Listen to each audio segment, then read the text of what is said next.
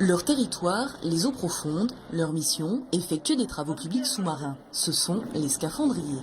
Ce métier atypique, physique et risqué est destiné à des personnes avec un niveau 3 fédéral de plongée.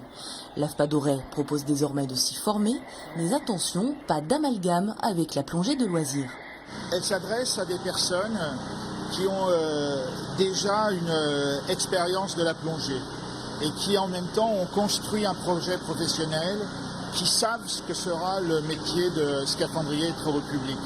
Et l'on va dire qu'on apprend 3 domaines de compétences: le soudage, découpage, le coffrage, branchage et tout ce qui concerne la topographie. Après, il y a d'autres compétences qu'on acquiert autour du dévasage, autour de l'ensouillage. C'est un vrai travail, j'ai envie de dire, dédié aux travaux publics. Cette formation a vu le jour grâce à un partenariat entre l'AFPA d'Auray et l'Institut national de plongée professionnelle à Marseille. L'un apporte ses compétences en formation, l'autre en travaux publics sous-marins. Pour eux, la base des sous-marins de Lorient est devenue un terrain de jeu idéal pour se former.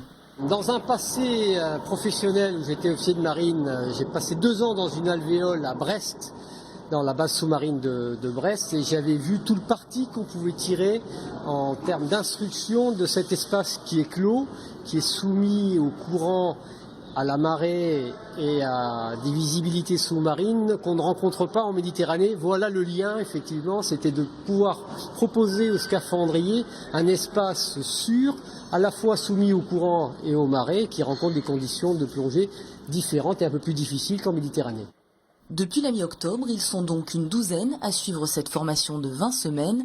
Des personnes âgées entre 22 et 42 ans venues à 50% de la Bretagne pour un métier dont la pratique se limite à une dizaine d'années.